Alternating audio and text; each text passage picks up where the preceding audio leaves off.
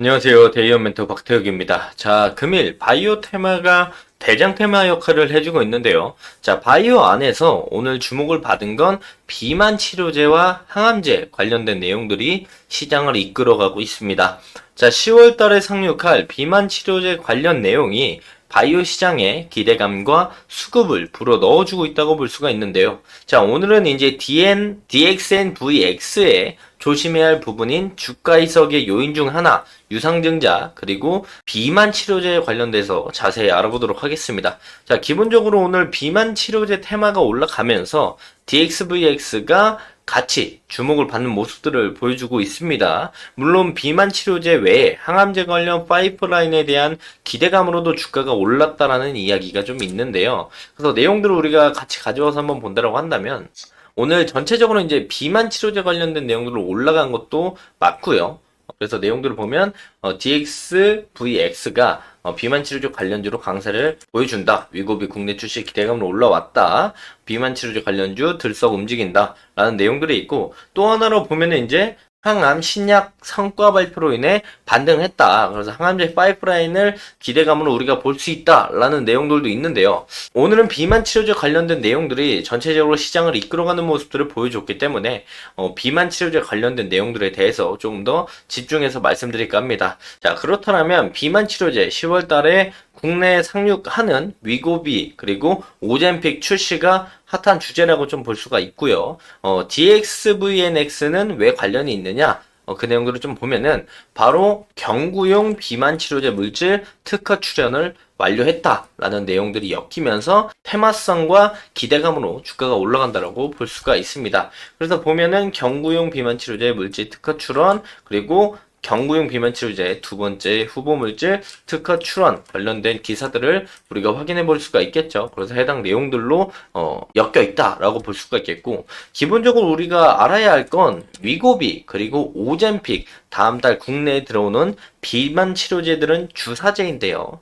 즉 지금 비만 치료제로 사용하는 경구용 비만 치료제는 없다라는 겁니다. 즉 먹는 비만 치료제는 없다라고 볼 수가 있겠고요. 그래서 경구용 관련 비만 치료제가 조금 더 수급적인 부분들이 강하다라고 볼 수가 있는데 그래서 우선 우리가 GLP-1 그리고 경구용 GLP-1 관련해서 개념은 좀 알고 넘어가야 되겠죠. 그래서 이제 내용들을 보면은 10월 달에 위고비 그리고 오젬픽이 다이어트 주사제, 즉 맞는 주사제로 상륙을 하고요. GLP-1은 호르몬 유사체인 세마글루타이드라는 성분을 체내에 오랫동안 머물게 해서 먹을 거는 이제 안 먹어도 포만감을 느껴서 뭐 먹고 싶다 이런 식욕을 떨어뜨리는 것이 특징이라고 볼 수가 있습니다. 그래서 이제 GLP-1은 무엇이냐 우리가 볼 필요가 있는데 사실상 GLP-1, GLP-1 많이 들어봤지만 정확한 내용들을 우리가 확인해 보신 분들은 많지 않을 거라고 생각합니다. GLP-1은 원래 호르몬이에요. 호르몬 중에 하나 GLP-1이라는 게 있는데 이 GLP-1에 RA를 붙여가지고 GLP-1에 구조적인 변화를 줘서 만든 주사제가 GLP-1RA라고 우리가 부르는 겁니다. 자, 각 조직에 이제 GLP-1 수용체와 결합을 해서 식욕을 억제하고 공복감을 지연하고 혈중 지질대사 조절, 지방 축적을 감소시키는 역할을 한다라고 볼 수가 있는데 그래서 사실상 비만 치료제는 대부분 당뇨 치료제에서 이제 변형이 돼서 다이어트 주사제, 비만 치료제라고 부르는 겁니다. 그래서 위고비와 이제 마운자로, 이 마운자로도 이제 비만약 이름 중에 하나예요. 위고비처럼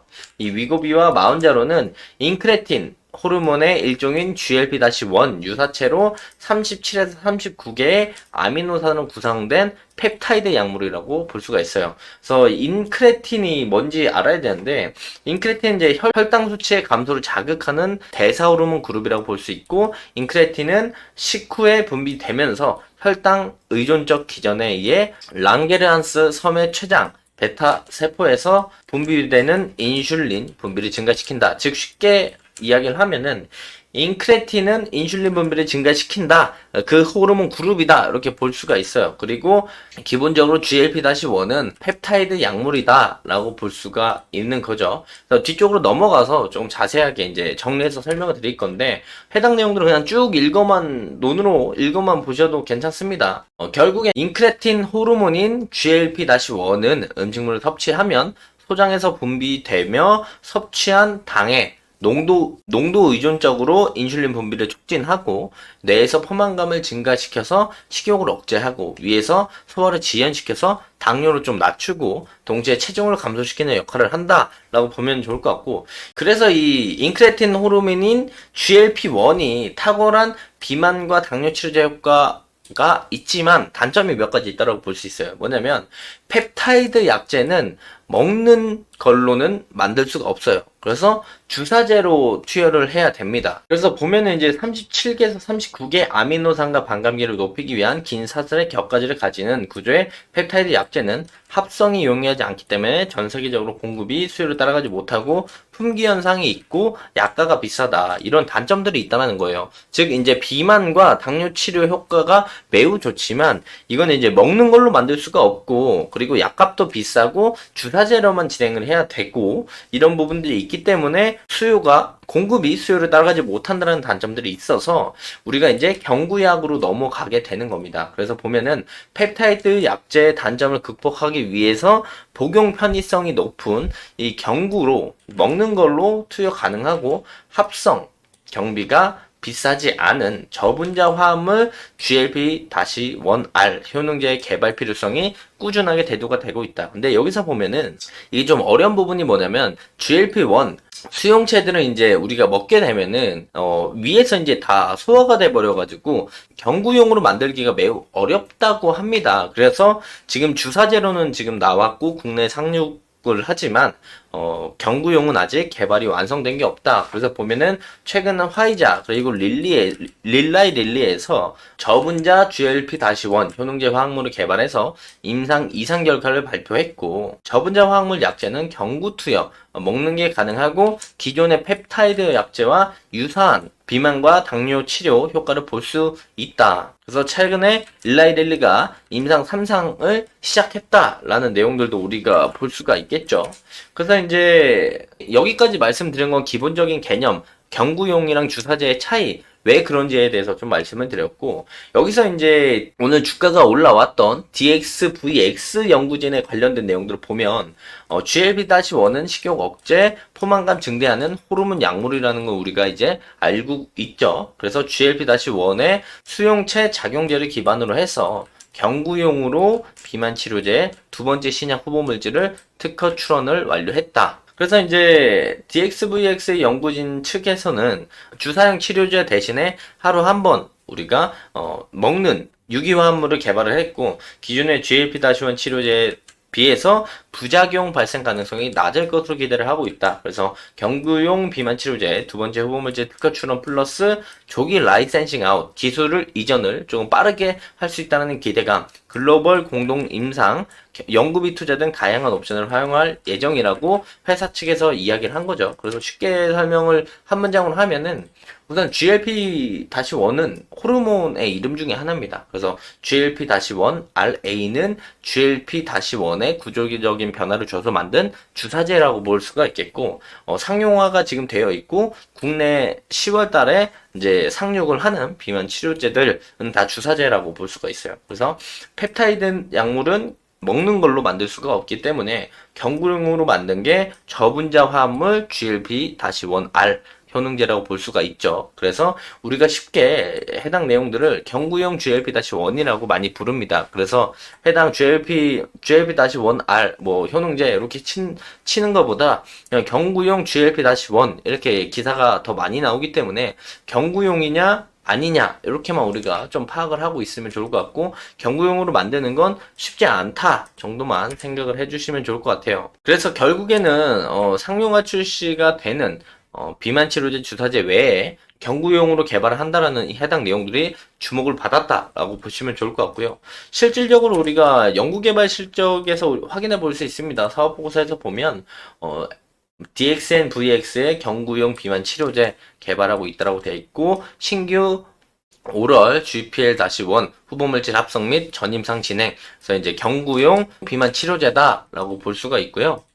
그래서 우리가 차트를 기본적으로 좀 짧게 가져와서 본다고 한다면 오늘 22% 정도 상승하는 모습들을 보여주는데, 오늘 해당 내용들로 인해서 주가가 올랐다라고 볼 수가 있겠고, 해당 내용을 제외하고도 다른 상승 모멘텀을 더 확인해 볼 수가 있는데, 다른 상승 모멘텀에 대해서 좀 말씀을 드리자고 한다면, 다른 상승 모멘텀으로는 이제 자회사 안구 건조증 치료제 조기 기술 수출에 대한 기대감, 그 내용들과 안구 건조증 치료제가 이제 내년 초에 2025년에 FDA 이상 IND 신청을 한다라는 이 기대감 우리가 볼 수가 있겠고, 또한 아까 봤지만 우리가 그냥 비만 치료제에 포커싱을 맞춘다고 해서 넘어갔던 항암 신약 성과 발표, 그리고 관련된 파이프라인에 대한 기대감들도 우리가 추가적인 상승 모멘텀으로 볼 수가 있겠다라고 말씀을 드릴 수가 있어요. 해당 내용을 좀 자세히 설명하기엔 너무 내용들이 좀 어려운 부분들이 있어서 다음 영상에서 제가 시각적인 효과들이랑 같이 가져오도록 하겠고요. 결국에는 지금 당장 상승 모멘텀으로 10월까지 끌고 갈 수 있는 건 위고비와 오젠픽이 10월 달에 국내에 출시하는 이 비만 치료제 관련 상승 모멘텀을 받을 수 있고, 그리고 안구거증 치료제 내년 FDA 임상 이상에 관련된 내용들이 제일 빠르게 다가올 수 있다라고 볼 수가 있어요. 또한 추가적으로 하나 더 말씀을 드리면 이 9월 13일, 9월 17일까지 ESMO 유럽 종양 학회가 열립니다. 그래서 항암제에 관련된 내용들, 이번에 발표한 연구 성과를 베이스로 관련 종양과 암에 관련된, 항암제에 관련된 테마로 엮여서 추가적인 주가 상승을 좀 견인할 수 있는 기대감 엮일 가능성이 있으니까 우리가 참고를 하시면 좋을 것 같다라고 말씀을 드릴 수가 있겠고요. 이 상승에 대한 모멘텀들은 10월 달까지 끌고 비만 치료제 테마에 관련된 내용들을 끌고 갈 수는 있으나, 우리가 조심해야 하는 부분들도 분명히 있다라고 말씀을 드릴 수가 있습니다. 그게 뭐냐면 9월 말까지 주가가 추가적으로 상승을 했다고 하더라도 우리가 대비해야 할 리스크는 바로 유상증자 신주권 상장에 관한 주가 이석을 조심해 봐야 됩니다. 지금 유상증자를 제가 내용들을 좀 가져왔는데, 기본적으로 유상증자 주주 배정에 관련된 유상증자 끝났고, 관련된 내용들로 인해서 차근차근 설명을 드리면, 유상증자가 진행이 됐던 이유를 정확하게 따져보면 사실상 이 전환사채 때문에 그렇거든요. 이 전환사채의 돈을 갚는다라는 내용들로 인해 가지고 유상증자를 진행하게 된 거고, 그래서 보면은 이제 채무상환자금으로 사용한다는 금액이 전환사채 상환이 제일 1순위로 확인할 수가 있겠고, 그 다음에 운영자금으로 진행을 한다라는 게 2순위, 3순위인데, 이게 2순위에 연구개발비랑 임상시험비가 있고 3순위에 인건비와 원재료비가 있어서 그나마 긍정적으로 좀 볼 수 있다. 만약에 운영자금이 맨 위에 올라가고 아니면 2순위로 이렇게 올라가면서 인건비에 사용하는 금액이 매우 높다라고 하면은 회사 자체에 돈이 없어서 유상증자 진행을 해가지고 월급을 주겠다라는 건데, 이게 이제 3순위고 전환사채 금액을 상환하고 연구개발비와 임상시험비가 2순위인 게 그나마 좀 다행이다. 근데 사실상 유상증자가 제일 좋은 게 시설 투자 자금, 타법인 증권 취득 이런 식으로 하는 게 제일 베스트고요. 그 다음에 안 좋은 게 채무상환자금이랑 이 인건비에 쓰는 운영자금이거든요.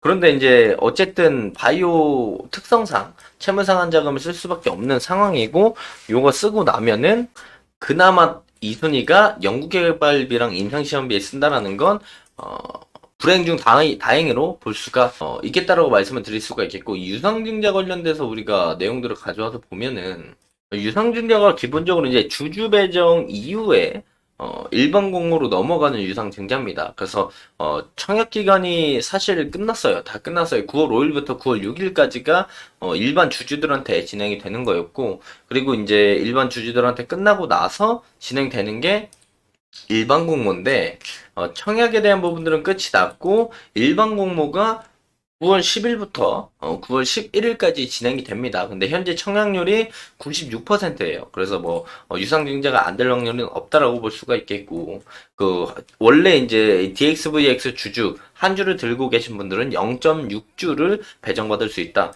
내가 100주를 가지고 있는 분들은 60주를 유상증자를 할 수 있었는데 기간들이 다 끝났기 때문에 해당 내용들은 짧게만 이야기하고 넘어가고, 제일 중요한 건 상장일이에요, 상장일.